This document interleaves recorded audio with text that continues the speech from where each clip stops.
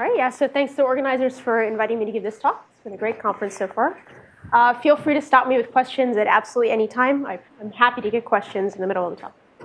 OK, so what am I talking about? What is the dimer model? A lot of people here definitely already know what the dimer model is, but I'm going to say it anyway. So dimers in 2D are dominoes, so they're 2x1 or 1x2 blocks, like in this picture. And dimers in 3D are bricks, so 2x1x1 or some permutation of that. So they look something like this is an example of a tiling in 3D. So a dimer tiling region is just a collection of these tiles so that you cover every cube or square in your region exactly once. So the tiles are not allowed to overlap, but you have to successfully cover everything. And some of the dimer model is just the study of properties of random dimer tiling. So say you fix a region, and then you want to know what does sort of a random dimer tiling of this region look like. And sort of lots of beautiful things have been understood in 2 dimensions, especially over the last 30 years. And the goal of my talk is to talk about some things we've been able to understand in 3 dimensions. So I feel very on theme with this conference. OK, so what am I actually going to do? So this is just an outline.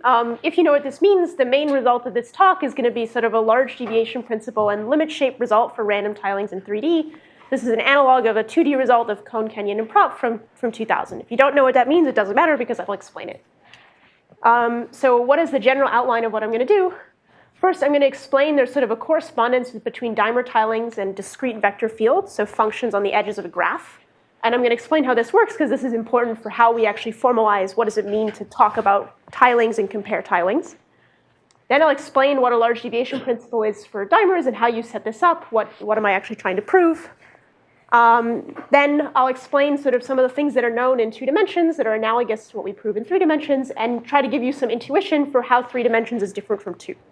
So one sort of thing I guess I'm going to talk more about later is that the 2-dimensional dimer model, there are a lot of sort of things that can be computed explicitly, and that's not really the case in 3 dimensions. And I'll give you some examples of sort of why some of the ways to compute things explicitly in 2 dimensions no longer work in 3 dimensions. Then I'll explain what our actual results are in 3D. I'll show some simulations, and depending on how much time I have, I'll tell you a little bit about some of the sort of key methods and ideas that we use in our proofs, which are very different from 2 dimensions. All right, so again, feel free to stop me with questions at any time. So let me first explain. So this is explaining the vector field thing. So what do the colors of dimers mean in these pictures? So for any D, ZD is a bipartite lattice. So underneath this picture where I've got all these colored tiles, there's this sort of underlying bipartite coloring of every cube as being either black or white. We're going to view that bipartite coloring as completely fixed. So it's completely fixed. And what do the colors of the dimers mean? They just tell you the cardinal direction of the tile viewed as a vector from the sort of the underlying white and underlying black cube. So in this picture, there are 6 colors. And you can see like the dark blue and the orange. These are anti-parallel. They're pointing, the underlying white and black are pointing in opposite directions. And so from this picture, and what does the colors in this picture actually represent? It's sort of just a graphical representation of what I'm going to call a discrete vector field. So what is a discrete vector field? A discrete vector field is a function from oriented edges of your graph, where an edge is being viewed as a pair of cubes, to the real numbers. So what is our vector field? It's just going to be 1. If you orient your edge from white to black, it's just going to be 1 if the edge is in the tiling, and 0 if the edge is not in the tiling. So it's just the indicator function. And this is a function on oriented edges. So if you flip the orientation, you flip the sign. So if this is instead an edge E oriented from black to white, then you get -1 if the tile is in the tiling, and 0 if it's not. So this is complete correspondence with the tiling. And we can upgrade this a little bit. This vector field has a little bit more structure than you can originally see from that formula by computing the divergences. So if you look at a cube X and you sum over all the edges oriented out of X, so in the 3-dimensional picture, this is a sum over 6 edges. Every cube is contained in exactly 1 tile. So this sum is going to have exactly 1 non-zero term. And whether or not that term is +1 or -1 just depends on whether the cube that you looked at was black or white, because it depends on whether the edges oriented out of it are oriented positively or negatively. So the upshot is that these divergences depend only on the parity of the point. So basically, our original vector field is divergence-free. And a way that you can kind of formalize this is just take a constant flow and subtract it. So instead of our indicator function looking like 0 and 1, we can get it to be divergence-free by just changing the values by a constant. So in 3 dimensions, it would just be our value, 5/6 if your thing is divergent, if it's 1 if the edge is in the tiling, and minus 1/6 if the edge is not in the tiling. So we haven't really done anything. We've just shifted everything by a constant, but by shifting it by a constant, we can kind of see that this vector field has a little bit more structure than we had originally. And this construction is totally dimension independent. I mean, OK, the fact that this is a 6 is because it's 3-dimensional.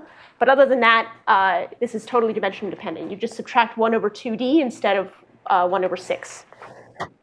So this sort of vector field is what's going to play kind of, this is our tool to allow us to sort of compare tilings and so on, instead of what's usually used in 2 dimensions, which is the height function. Which, again, if you don't know what it is, you don't need to. I will explain more later. But it's also not important for this talk.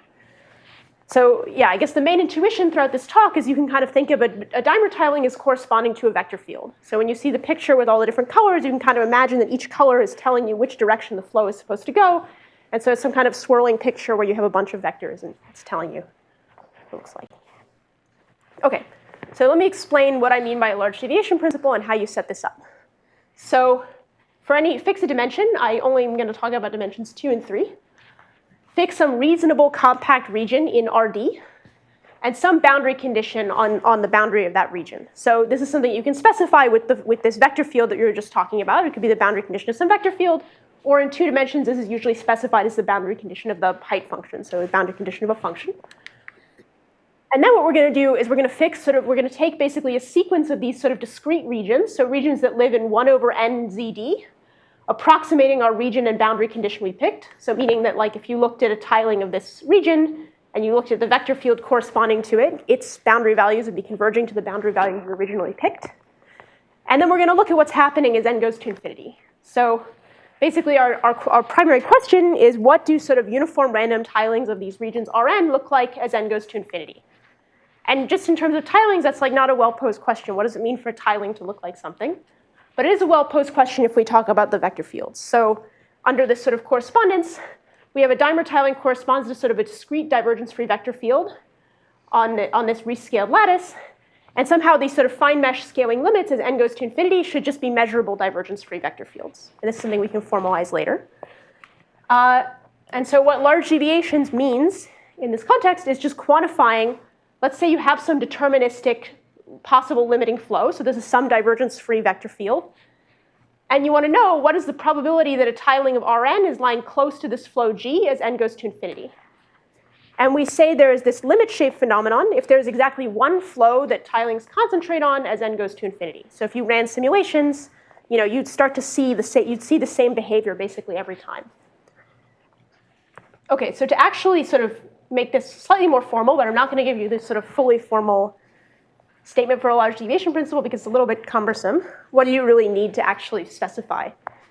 So the first thing you need to specify is a sequence of probability measures that your large deviation principle is about. So for us, that's something like uniform measure on dimer tilings of Rn for this sequence of regions of Rn. The second thing, and this is sometimes slightly subtle, is that you need to specify topology. And this is important because you have to be able to say, like, what is the fine mesh limit of a tiling? What are the sort of limiting configurations? This is something that the topology is sort of telling you how to say. And second is just we need to be able to compare things. We need to be able to say, are these two tilings similar, yes or no? And the third is that this is sort of the quantitative part of the large deviation principle, is that what a large deviation principle really means is that there is this thing called the rate function, which is some semi-continuous function, which basically is telling you, OK, fix some threshold delta. Then for any possible deterministic flow that's allowed, G, we want to know sort of asymptotically what is the probability, according to n, that our random flow is within delta of this deterministic flow G. And this should be measured by this actual function. So this should look like e to the minus n to the d, so d is the dimension, so like 2 or 3, times a function of G. So the large deviation principle was really about showing this, and this within delta of G is the thing that's sort of being told to you by the topology, these measures being given by this. And so when this sort of rate function has a unique minimizer, then you can then this sort of general setup of a large deviation principle, which is telling you a lot of information. It's telling you the chance of being close to any flow. If this thing has a unique minimizer and you have a large deviation principle, then basically things are really concentrating on this unique minimizer at an exponential rate. And so this minimizer is this limit shape thing.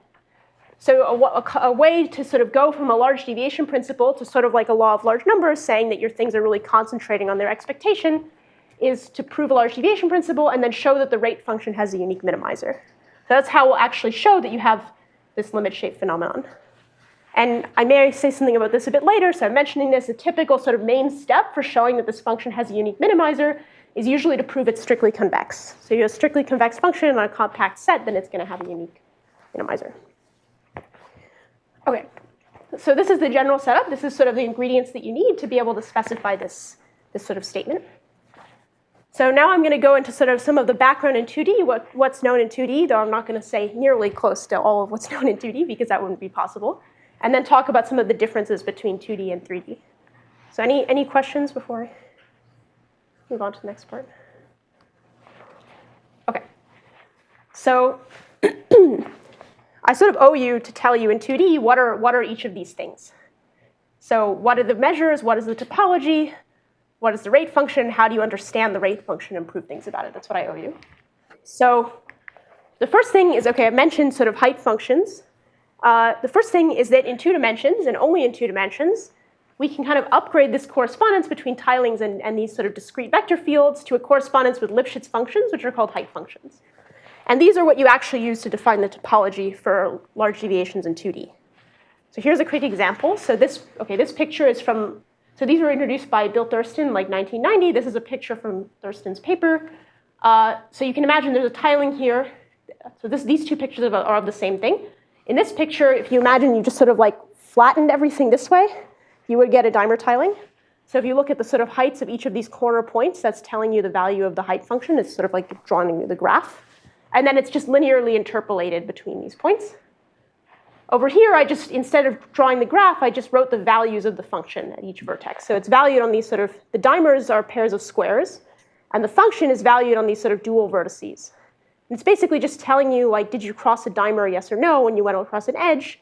And if so, did you cross it with like black on the left or white on the left? So there's a correspondence between these functions and dimer tilings up to an additive constant where you translate the graph up and down.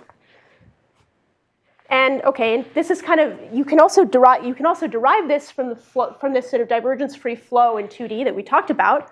And this is sort of a special 2D vector calculus thing, which is that if you have a divergence-free flow in 2 dimensions, then by a very simple operation, rotating it by 90 degrees, you get a curl-free flow. And any curl-free flow on R2 is the gradient of a function. So that's one way to get a version of this height function is to just take the sort of curl-free dual of this vector field f tau, and then it has this scalar potential, which is function. And there is not this sort of analogous correspondence because basically R3 and R2 don't, this doesn't hold exactly this way in 3 dimensions. So a more formal way of saying this is that, this relationship between the divergence-free flow and the curl-free flow is like the Hodge star. It's telling you one forms are dual to other one forms. And so you're getting from divergence-free to curl-free, and you're staying within one forms. But if you played this same game in higher dimensions, then one forms are dual to 2 forms. So this, the sort of divergence-free flow in 3 dimensions still has sort of a potential, but its potential is still a vector field instead of being a function like this. So it doesn't really help you in the same way that it does in 2 dimensions. OK, so now I can sort of tell you what the large deviation principle is in 2D, so by Cohn, Kenyon, and Propp. So you fix a simply connected, compact simply connected region. You fix some boundary value of the height function on the boundary of your region. And you choose these sort of grid regions approximating your region and boundary value. So maybe it looks something like this. So this region is called an Aztec diamond. So your R is just the actual diamond. And these are RNs, which are finer and finer approximations of the diamond. And these are simulations of random tilings in this region. So what are the measures? The measures are just uniform measure on tilings of Rn. The topology, we're going to use the height functions. It's just the sup norm on the corresponding height functions. The fine mesh limits in this topology, well, our height functions the height functions corresponding to tilings are these sort of piecewise linear 2 Lipschitz functions. So their limits are just going to be more general 2 Lipschitz functions with the right boundary condition. And the rate function here turns out to be something, OK, so it has this form, which let me explain first. So it's some constant, which just depends on the boundary condition, doesn't matter, minus a functional, which is a function of the gradient of the height function. And this functional is then the average of some local entropy function of this value of the gradient of the height function. And these are two Lipschitz functions, so the gradient of the height function just lies in the diamond in the plane. So this, this is 2, 0, 0, 2. Okay, so this is a function on just this region. So one thing I'll say is there's a huge amount more known about dimer tilings in 2 dimensions. And I want to say a little bit about just what these limit shapes look like, which is something that's known much more is known in 2 dimensions than 3. So there's actually explicit descriptions of what these limit shapes look like in 2 dimensions. So for the Aztec diamond, this was one of the first ones that was understood. In the corners here, so you see that you have one color of tile. So in terms of the flow, that means that the flow is maximal in one direction whenever you see one color of tile. So it looks like this, and then down, and then back, and then up again. So it's kind of swirling around. In terms of the height function, it's telling you that there's sort of like a maximal change up, maximal change down, maximal change up, maximal change down. And in this middle region where you see all the colors, it's sort of telling you that the graph of the height function looks a little bit more flat. And this is sort of called the rough flat, as in like close to the flat plane, but it fluctuates much more in this rough region. It's not fluctuating here. So this limit shape turns out that a lot can be said about this, and it turns out that, for example, this interface in the limit shape between this sort of rough region where you see all 4 colors and these sort of frozen regions where you see only 1 color is actually exactly a circle. And there's sort of a larger class of regions where this is understood, and there's a lot of stuff that has been understood about what these things actually look like. But a lot of that also comes from the fact that there's sort of these amazing explicit formulas for these functions that you can actually say a lot more about. Yeah, I knew that was going to happen. All right. You can actually say a lot about this. Okay. My computer screen is now like totally dark, but it seems to be working here. Okay, so how do you understand this rate function? So in 2 dimensions, this can be computed explicitly. So this sort of uses this sort of Kasteleyn theory, linear algebra, sort of theory of determinants. And this is sort of a key step even in this original large deviation principle stuff for showing that this thing has a unique minimizer. And just to sort of flash the formula, it's a formula that involves some special functions, but it's not incredibly complicated. It's kind of a medium level of complicated that it would take some work to understand and to figure out the right versions of it that are applicable, but it's something you can work with. So it's basically, you have these p-values, which are related to these things. They're kind of like the probability of a tile in each of the 4 directions. And you evaluate this integral log of sine in each of those things. OK, so what are we going to do in 3 dimensions? So let me just explain a little bit some of the ways that these things are different. Basically, the ways that you derive, we don't know that the 3-dimensional formula doesn't have exact formulas. It's much harder to show that there doesn't exist a formula. But we do kind of know that a lot of the methods for getting these formulas in 2 dimensions don't really work in 3 dimensions. And I'm just going to give 3 sort of examples to try to give some intuition for why the 3-dimensional model is a little bit heuristically different. OK, so the first one, I mentioned this sort of Kasteleyn determinant formula, which is a way that you can compute the partition function, which is the number of dimer tilings of a region. And if you have any planar region, then you can do this by basically you take the adjacency matrix of the graph. So, OK, I should say that dimer tilings that I've been talking about in this talk are always tilings of ZD. But you can talk about dimer tilings of any graph. It's just a perfect matching of the graph. So a collection of edges so that every vertex is contained in exactly one edge. And basically, you have these determinant formulas that work for any planar graph to compute it as sort of the determinant of some reweighted version of the adjacency matrix of the graph.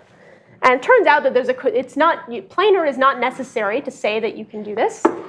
But you do need some condition on your graph for this to work. And so the condition you need, according to this paper from 1975, is that your graph needs to not contain K33 as a minor. So what it means to contain K33 as a minor is that you have a set of vertices and a collection of either edges or concatenations of edges of your graph that is K33. And then here's an example of a K33 that you can draw in Z3 using a very small box. So in this picture, the vertices are these 6 here that have dots on them. And the orange edges are ones that are like length 1 in the original Z3 and length 1 in the K33. And the red ones are ones that are concatenations of edges in Z3 to give you the K33. So you really can't quite do this determinant formula. It's broken even if you wanted to do just like a stack of 2 planes.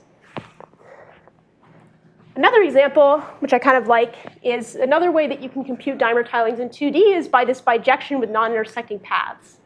So what you do is you take your original dimer tiling, which I've drawn here in red, and you overlay it with this black dimer tiling, which just looks like bricks like on the side of a house. And this gives you a bijection between the original red tiling and this set of non-intersecting left-right lattice paths that are drawn here that just alternate between black and red. And these have a lot of structure. They're ordered. If you know where they start on each side and where they end on each side, you know which one has to hook up to which start hooks up to which end, just because they can't cross each other. And there's also, these are sort of independently known to be countable. So you can do the same thing in 3D, but it's clearly much more of a mess. So if you do this in 3 dimensions, you still get a bijection between dimer tilings and non-intersecting paths, but you're in 3 dimensions, and there's just a huge amount more room for them to move around, and they can do much more topologically complicated things. So they can be they're not ordered, they can be braided around each other in complicated ways, and sort of knowing these start and end points doesn't tell you how they get hooked up. So that's what this picture is showing. If you know the start and ends, you can hook them up in multiple ways. OK, now my last example is there's something in 2 dimensions, which is that if you have any 2 dimer tilings of a simply connected region, this should say Z2, they're connected by a finite sequence of these flips, where you just say, OK, I'm going to take out 2 tiles and replace them with the other 2 tiles. And if you have 2 tilings of the same region in the plane that's simply connected, then you can always get from one to the other by a finite sequence of these moves. This is super, super broken in 3 dimensions, and for sort of, at some level, a topological reason. So Carly also knows a huge amount about this. There's a lot of work on this that's interesting. You should ask your Carly about it. So this really fails, even on the 3 by 3 by 2 box. So here's an example. This is a totally valid tiling of this box. This box also has the tiling where everything is vertical. And there are no possible flips in this box. So there's no way that you could get from this tiling to the all-vertical tiling. And there's sort of a topological invariant, which is called, in some places, like a hop number, in some places called the twist, which is sort of invariant under these flip moves, and then incremented by this sort of second natural move that you could add, which is called the trit. And this trit move is sort of enough to dismantle this. If you have flips and trits together, then you can connect any tilings of this very small box. But it's open for larger boxes, whether these 2 things are enough. Yeah, so this is actually one of the big areas of, I'm not going to say any more about this in my talk, but this is an area where people have understood a lot of interesting things about dimers in 3 dimensions. It's also related to this sort of failure of being able to compute things. So there's this topological invariant if you only have flips. And if you just sort of try to really naively do this sort of Kasteleyn weight story to try to compute the number of dimer tilings with a determinant, instead of actually counting dimer tilings, you count this difference, where A is basically the things where this invariant is even, and B is the things where this invariant is odd. So if you actually tried to play this game, then there's sort of this topological problem that you're getting a difference instead of a sum. Question? Yes. I didn't quite catch what you said about these twists. If you can you add another twist so that you get the whole sum? So the twist is some invariant that you can compute of a tiling. But it's valued in Z. Pardon? It's valued in Z. It can take any integer value. But this. I meant, can you add to the original flip? Can you add another flip to actually reach the whole ensemble? So if you allow yourself like weird looking regions, like an arbitrary simply connected region, but that has little things poking out of it, for example, then there is no finite family of these local moves. So if you think of this as a move of length 2, and this is a move of length 3, if you have an absolutely arbitrary region, then there is no finite family of these moves, which is enough to connect any 2 tilings. Not for an absolutely. Yeah, but even for simply connected things, you can make something that is too broken to have a finite family of moves that works. For just a box, like an n by m by l box, there's no finite family that's known to be sufficient, but it's conjectured that these two moves together are sufficient. So you're allowed 3 possible flips you're allowed to flip in any plane, and then you're allowed this move. And the conjecture is that that's enough if you're just looking at cubes. Yeah, but that's just conjecture, it's not known. Okay, so what do I need to explain? I need to tell you what these measures are. I need to tell you what our topology is for comparing tilings, which is going to be different from 2D because we don't have the height function, but it's going to use these vector fields that I talked about earlier. And then I need to tell you something about what the rate function is and how we're going to understand it. But it's going to be also different from 2D because we don't have a formula for it. So I'll explain this stuff, and then I'm going to show some simulations.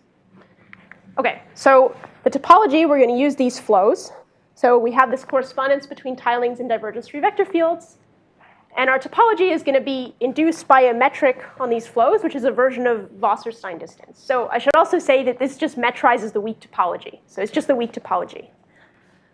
But if you want to think about it in terms of a metric, which sometimes I find kind of useful, you say that 2 flows are close if you can sort of transform one into the other with low cost. So you're never allowed to change the direction of the flow. So there are 3 possible directions that flow can go in. But restricted to a direction, you're allowed to kind of shift it around. So cost is the minimum sum of the amount that you have to move flow times the distance you have to move it, plus the flow added or flow deleted that you have to do to transform one into the other. And in this topology, the fine mesh limits of these flows corresponding to tilings are what they should be. So what are they? They are measurable vector fields on your region, and they are divergence-free as a distribution, and they are valued in the mean current octahedron. So they're valued in like just the unit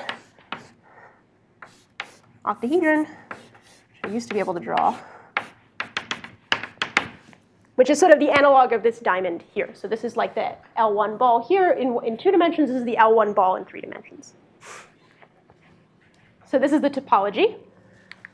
What are the measures? So there's some mild subtleties in 3D that don't exist in 2D. So there's sort of 2 ways that we state the large deviation principle, one that's more analogous to 2D and one that's true in greater generality. So in both cases, everything is the same in the continuum. So we're still going to fix a region R in the plane, which is a compact closure of a domain, which by which I mean an open set, has piecewise smooth boundary. I actually don't care about the topology. This could be a solid torus, and that would be fine. The only reason to care about the main reason to care about the topology in 2D is because the height function will become multi-valued. But that's not important in the sort of flow version of this picture. But I have 2 different ways of doing things in the discrete. So here's the 2 options in the discrete. So one is that we have hard boundary conditions on our measures in the by what I mean in the discrete, I mean there's 2 ways you can define your sequence of probability measures. So the first, which is analogous to 2 dimensions, is that you take hard boundary conditions. So you do what I've been saying throughout this talk, which is that you fix a sequence of regions.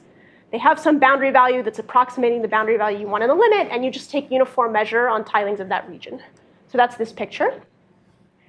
The other way you can do it, and this is going to work in sort of slightly greater generality, so hold for a larger class of these region boundary condition pairs here, is you can do soft boundary conditions, where instead of saying, I need a tiling of exactly this region, you say it just has to be close to right.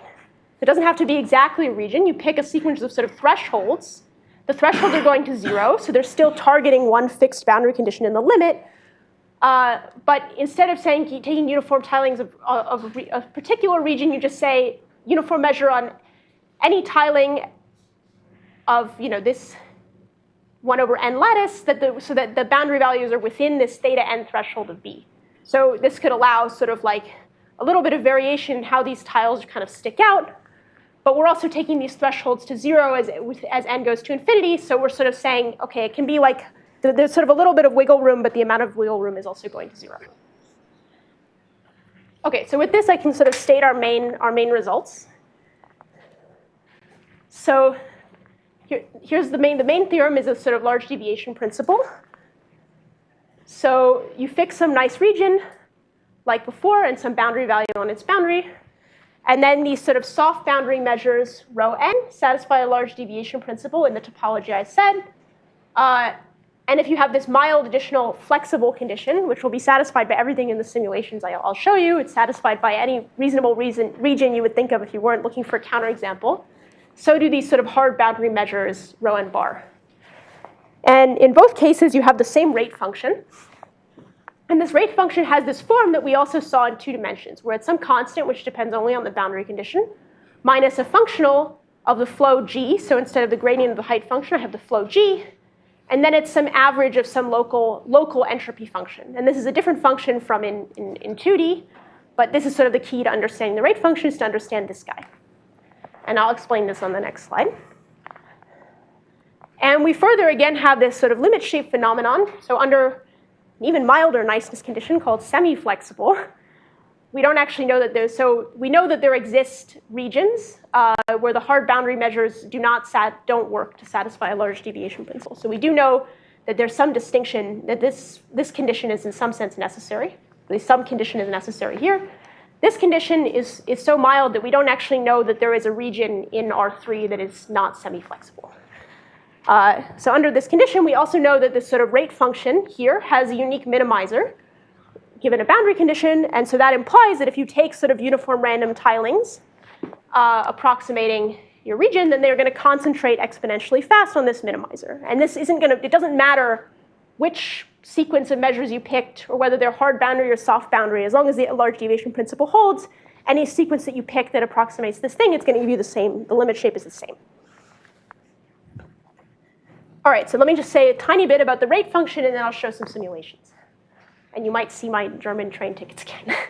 OK, so for either of these things, OK, this I already said. So the rate function looks like this. It's a constant minus this. This is an integral. In 2 dimensions, this little local entropy thing is something that has a formula. In 3 dimensions, we don't have a formula for it, and it's going to be defined a little bit more abstractly. So what does this mean? I'm not going to explain this in complete detail, but feel free to ask me about it. So we're going to take some maximum. So h of mu here is what's called specific entropy. So this is a limit of Shannon entropy per site. So you have a measure on tilings of the whole plane. It's going to be invariant under even translations. So these are translations that preserve the underlying black-white coloring of the cube, so that preserve the bipartite structure. And then we're going to take sort of a, and then you can take this thing, h of mu, which is the specific entropy, yes, the limit of Shannon entropy per site. But we're going to take, and then we're going to look at the maximum specific entropy you can get for a measure that is conditioned to have basically expected flow direction is S. So S is some point in this octahedron, and it's telling you the expected value of this vector field. And we want to say that, OK, I want a measure that's invariant under translations. I want its expected value to be a particular point here. And that's going to tell me, and then this is what this entropy function is. So it's a little bit complicated, but again, feel free to ask me about it later if you're interested. So all right, now I'll just show some simulations. So OK, here's one simulation. I'll also show you some videos of it. So what is this region? This region is built out of Aztec diamonds, so this 2-dimensional diamond region I showed you earlier. We have 2, side length 200 guys in the middle here, and then we're just building an octahedron out of these Aztec diamonds. And this is run by a simulation with some Markov chain that unfortunately we don't actually know how long it takes to mix. We ran it for a long time until it looked reasonable. So what you sort of see, basically, there's nothing that we can actually prove at the moment about what these limit shapes actually look like. We now know that the limit shape exists, but we don't know how to prove anything about what it actually looks like, other than through these simulations. So sort of conjecturally, what it looks like is that you have sort of a frozen region for every edge. And then you have, by symmetry of, anything that's going to be the limit shape has to be, because this thing is symmetric, has to be symmetric under sort of the rigid symmetries of the octahedron. So if you reflected it over this edge, it has to be symmetric under that. So if you think that there are frozen regions for every edge, which we have not proved, then there has to be sort of an interface. There have to be sort of interfaces here between those frozen regions. Another thing that we don't know is, for example, do you just see, is the limit shape basically 3 lines here? Or is there sort of a non-trivial region in the middle where you see 3 colors? That's not known. I should also say that the reason you see only 3 colors on each face here is that this has hard boundary conditions. And basically, each of these faces, this face is like, if you got rid of all the dimers and just looked at the black and white coloring of this thing, this face is all black. This one is all white. This one over here is all white. This one's all white. And they sort of alternate. And so because the cubes here are all black, we're only allowed 3 out of 6 possible directions because of the hard boundary conditions for the cubes that these tiles connect to. So that's why you only see 3 colors on each face. Yes? You have local moves which connect all tilings. We have a Markov chain that allows us to build a loop of arbitrary length, so that we're using arbitrary length. Other questions? All right, let's see. Yeah. You might ask if the flips and splits connect the space here. Yeah, but and that's a very good question, but we don't know if that's true or not. OK, so let me try to show the slices of this thing, and we'll see whether that works or not.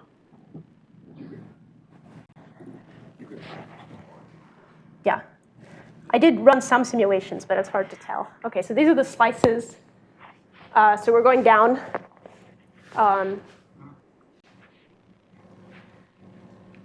Maybe watch it. So what you sort of see is that if you're sort of far enough up, you see sort of approximately the sort of circular behavior where you see sort of each frozen edge on the sides. But then when you get in the middle, you sort of see the middle edges kind of pitching in and actually having an effect, the green and light blue. Another natural question, of course, is, are these limit shapes in 3 dimensions on slices at all related to the sort of 2-dimensional limit shape? I don't know whether that's true or not, but you do also see a lot of tiles that are in this sort of perpendicular to the slice direction that get kind of cut off. So it's hard to say what the relationship might be. Did you do this simulation with these conjectured flips, or? No, with a Markov chain that allows you to loop. Markov chain that allows you to flip on loops of arbitrary length. Oh, that's so we know what it has the right. Yeah. We know it has the right uniform measure. We just don't know the mixing. So here's one more simulation.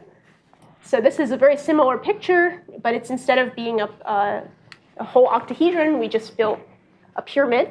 Again, you see this sort of frozen, what looks like a frozen region for each of these edges here and some interface between them. And I think the one cool thing I wanted to show about this one, so this is a picture of the bottom of the pyramid. So if you just took this and rotated it, you'd see the bottom. One thing that's sort of interesting to see is that we can look at, again, a video of the slices, and you can see that the configuration on the very bottom looks like strictly less circular than all the other configurations on the other slices. So this is with a circle drawn on it. So the yellow and dark blue are ones that are vertical. So you can see that there are kind of a lot of them.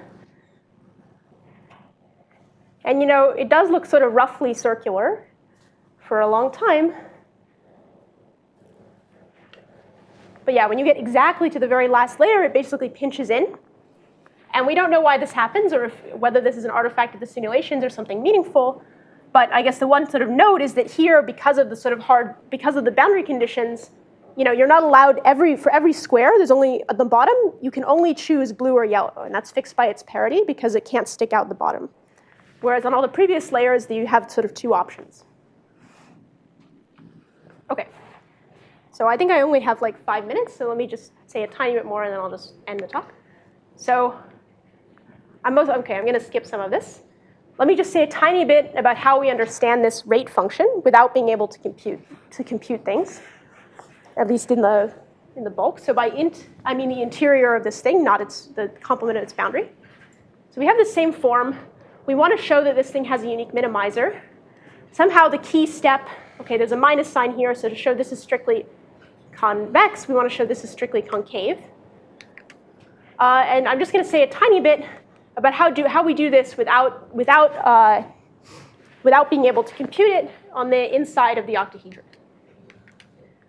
So what I really have to tell you about is sort of basically Gibbs measures are going to play sort of an important role. So these are measures on the full plane that satisfy the Gibbs property. So just for completeness, the Gibbs property just means that if you take, this is a measure on dimer tilings of all of Z3. It's Gibbs if for any finite region, if you take mu conditional on a tiling outside that finite region, it's uniform on tilings of the finite region extending the guy you put outside. And the important thing about Gibbs measures for us is that they have a very special relationship with this specific entropy quantity that was used in defining this rate function. So it's just a classical result, I think, from the 70s of Lanford and Rule that specific entropy, this H, is always maximized by a Gibbs measure. And it's straightforward to sort of extend this and say that this function, ent s, that's important to us, is always going to be realized by a Gibbs measure with this mean current parameter s. And as a corollary of something that I skipped, if you have two ergodic Gibbs measures with the same parameter s, then they have the same specific entropy. And so somehow what sort of the idea is for showing concavity is that this Gibbs measure, this Gibbs property is sort of a qualitative thing that you can actually check. Do I have the Gibbs property, yes or no? And so the idea is to sort of start with two measures, have sort of an operation that allows us to sort of alter those, sort of remix those two measures together to sort of average out the mean current but not change the total entropy. But then we show that this breaks the Gibbs property. And if you break the Gibbs property, then you can't be equal to ent s. So I'll just tell you what this operation is, and then I'll be done. So you start with a pair of tilings. So this is going to be some coupling, and you want it to be the coupling, so both components and the coupling to be invariant under the even translations. And then we're going to sample a pair of dimer tilings. And so if you sample a pair of dimer tilings, then their union is going to be some collection of double tiles, so drawn here in brown. So here's the two tilings restricted to a box. And then here's a picture where they're drawn sort of in the dual way so that you can see both at once. And this is going to be some union of, if you looked at this in the whole plane, of double tiles, finite loops, or infinite paths. And what the swapping operation does is it just allows us to swap orange and blue to make two tilings on by swapping along infinite paths. So what we do is for each infinite path of non-zero slope, so almost all of them will have non-zero slope. We just have to throw away the bad ones that have zero slope. Then we just toss a coin, and we independently swap the tiles along an infinite path if the coin comes up heads, and we do nothing if it comes up tails. And this gives us a new measure on pairs of tilings, where these are the samples. So maybe say this thing here was an infinite path that got swapped, and that's why we swapped the orange for the blue here. And basically what this operation does is we can now look at, OK, we did this operation. We got new measure. We started with two measures, and we got two new ones. What does it do to all the quantities that we care about? So the first is sort of a technical condition. This thing preserves ergodicity. So if you started with ergodic measures, you still get ergodic measures. It preserves total entropy. So if you take the sum of the entropy of the two marginals, that's going to be equal to the sum of the entropy of the two new marginals. And it preserves but redistributes this mean current parameter. And remember, this mean current parameter is the thing that our entropy function is a function of. So this is if we want to prove concavity, starting with 2 points here, and then getting two things that are sort of in the two things here is good for trying to show concavity. And these three things are straightforward. These things are something that are not hard, do not require any sort of substantial tools to check. The hard thing, which is the key thing, is that if you started with two measures that were ergodic Gibbs measures, so they had this Gibbs property, and you do this thing, then the Gibbs property has to be broken under this swapping operation. So these new measures are definitively not Gibbs. So with a little bit of lying, I can prove strict concavity in one line. The lie is just that I have to add the word ergodic everywhere. So if you start with two S1 not equal to S2, so two different points here, you start with, and you assume that the measure that maximizes this is not just a Gibbs measure, but an ergodic Gibbs measure, that the ergodic, adding the word ergodic there is the mild lie. Then you do this swapping operation. You have this equality because you assumed your measures were guys that realize the max. Then you have this equality because you preserve total entropy. And then you have this as a non-strict inequality, just because your new measures both have mean current parameter, this average value, and your entropy function is a max. So it's got to be less than 2 times this. And you break the Gibbs property, and so then this becomes strict. And this is one line. The actual proof is like 3 pages, because you have to worry about ergodic decompositions and sort of how you actually break things up and apply this argument. But this is truly the idea. All right, and then I'll just end. Here's some sort of open questions. Yeah, thanks for listening.